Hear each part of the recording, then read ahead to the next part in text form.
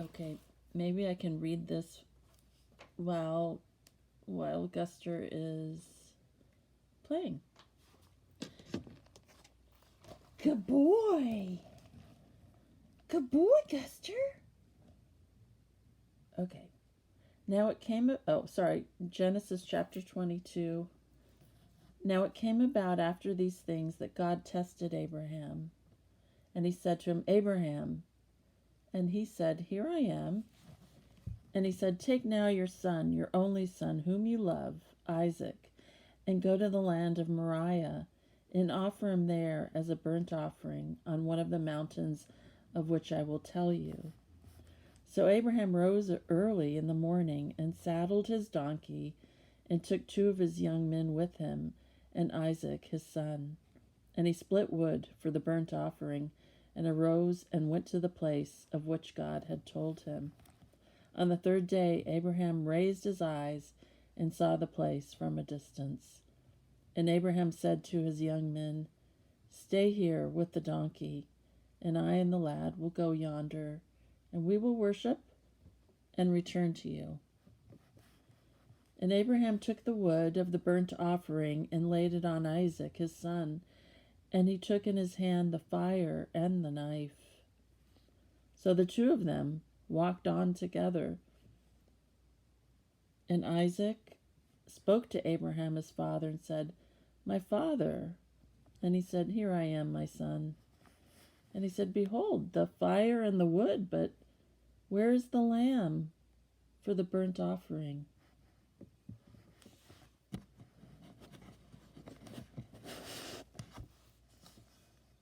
And Abraham said, God will provide himself the lamb for the burnt offering, my son.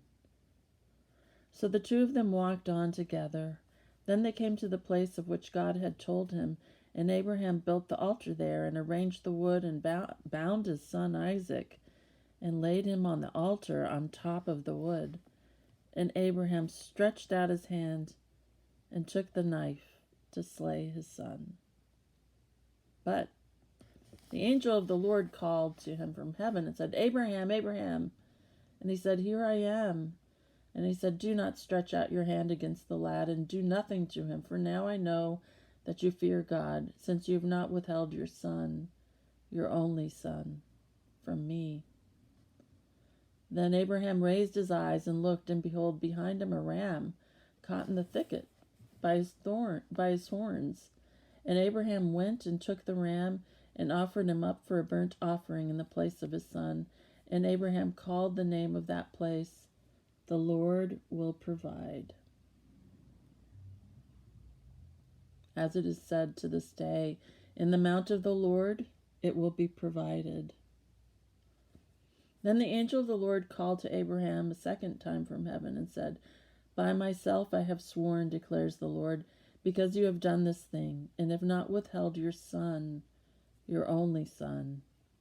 Indeed, I will greatly bless you, and I will greatly multiply your seed as the stars of the heavens, and as the sand which is on the seashore, and your seed shall possess the gate of their enemies.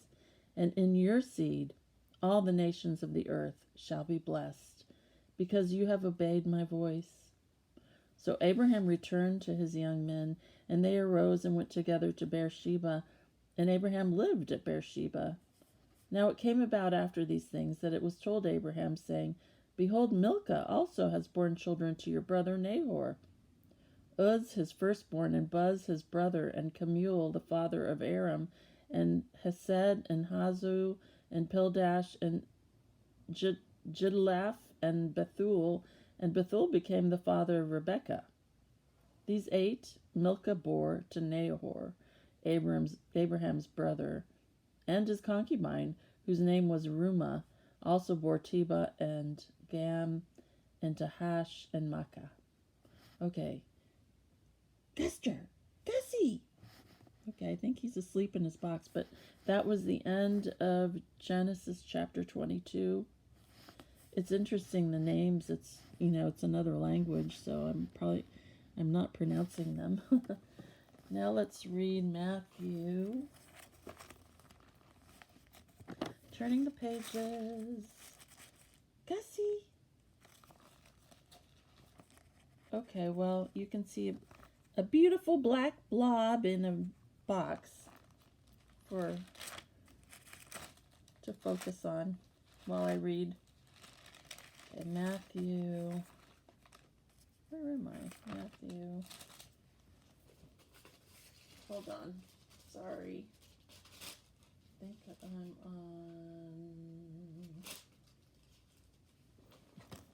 Okay, let's see. Where were we? Oh, Matthew chapter 14. Okay, I wish you could see Guster. Guster! Gussie! I know it will get him. Hey, Guster! He likes that sound. He's totally into hair ties and anything elastic. So I'm, this is from my face mask from work, but I am going to make a toy for him. No, don't leave the box. Don't leave. Hold on. Here. Go get it. Go get it in the box. Get it. Oh.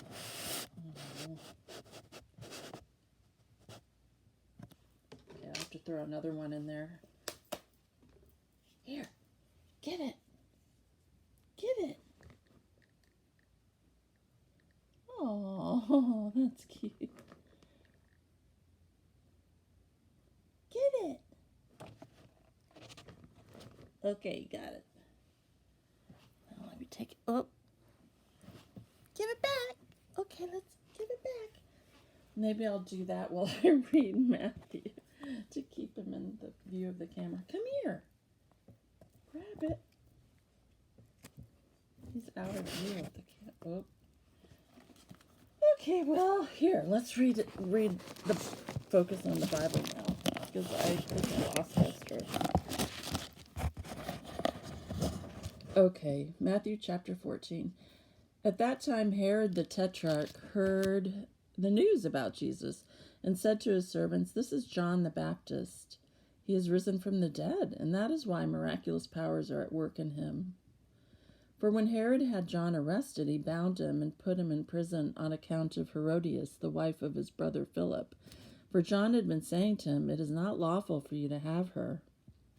And although he wanted to put him to death, he feared the multitude because they regarded him as a prophet.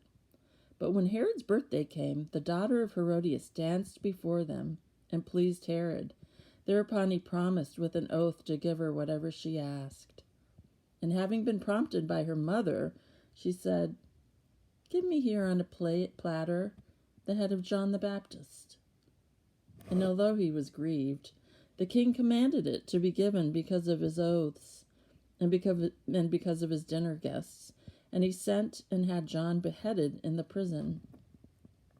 And his head was brought on a platter and given to the girl, and she brought it to her mother. Ew. I'm sorry, but that is not like a party I would want to be at. I mean, that's so gruesome. Ew. That's not what I would call a party favor. Okay, onwards. Verse 12.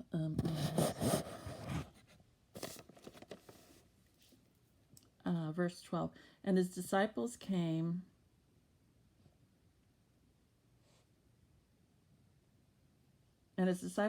and took away the body and buried it, and they went and reported it to Jesus. Trying to focus on Guster, but this is not working too well.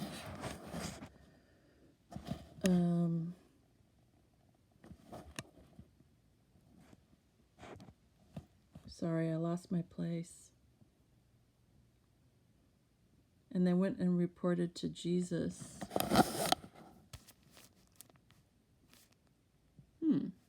Wait a minute. Matthew 14. Yeah. Okay, and they went and reported to Jesus. Oh, here we are. Now when Jesus heard it, he withdrew from there in a boat to a lonely place by himself. And when the multitudes heard of this, they followed him on foot from the cities. And when he went ashore, he saw a great multitude, and felt compassion for them, and healed their sick.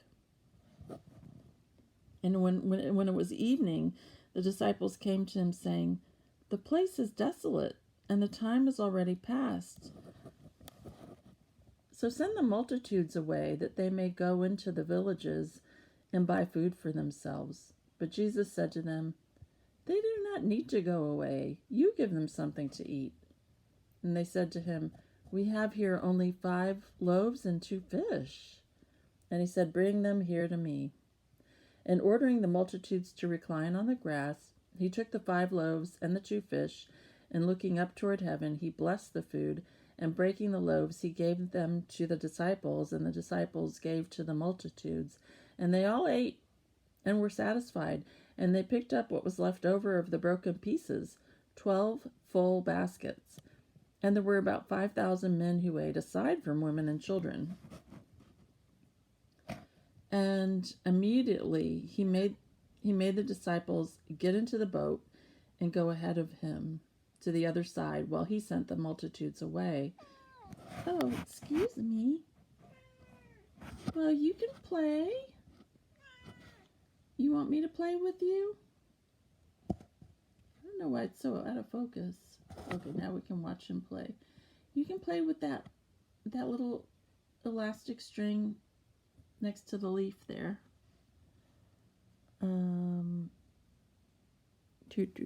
Okay, verse 23.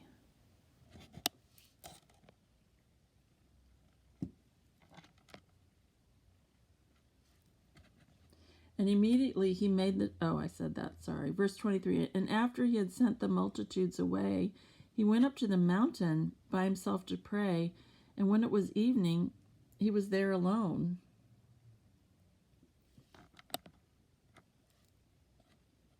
But the boat was already many stadia away from the land, battered by the waves, for the wind was contrary.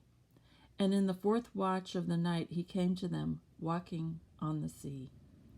And when the disciples saw him walking on the sea, they were frightened, saying, "It's a ghost!" And they cried out for fear. But immediately... I've got a kitty here with a toy. Good boy. Here. Sorry. Playing. Go get it. Go get it. Get your string. It's over there. Go get it. And, so he wants to play. Okay, here, I'll do this. Oh, sorry, that's not working. Grab your string. Okay, we're being interrupted by play. Grab it. Good boy. Okay. So they cried out for fear, but immediately Jesus spoke to them, saying, "Oh, got a cat on a Bible now." That's not what he said. That was me. Okay, but immediately Jesus spoke. Oh, I can't. Hey, can I... Guster. Okay, let me just finish reading and we'll play. Uh-oh, he's rubbing the... Oh, no! Come on, let me read, okay? You want to join in? And they cried out for fear, but immediately Jesus spoke to them, saying, "Take courage, it is I. Do not be afraid."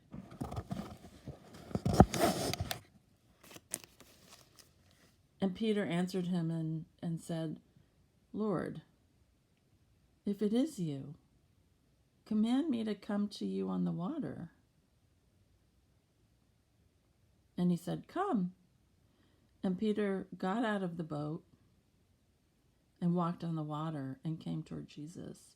But seeing the wind, he became afraid, and beginning to sink, he cried out, saying, "Lord, save me." And immediately Jesus stretched out his hand and took hold of him and said to him, "O you of little faith, why did you doubt?" back to the Bible. And when they got into the boat, the wind stopped, and those who were in the boat worshipped him, saying, "You are certainly God's son."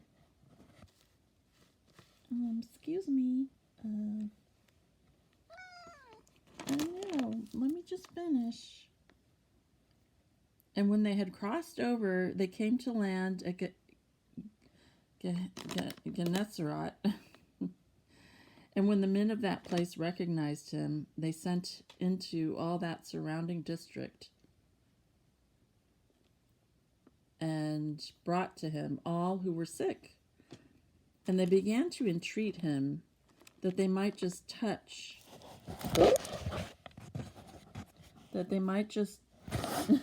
Guster, that they might, I'm almost done, that they might just touch, what? That they might just touch the fringe. Sorry, it's hard to concentrate because Guster's on the Bible. That they might just touch the fringe of his cloak. And as many as touched it were cured.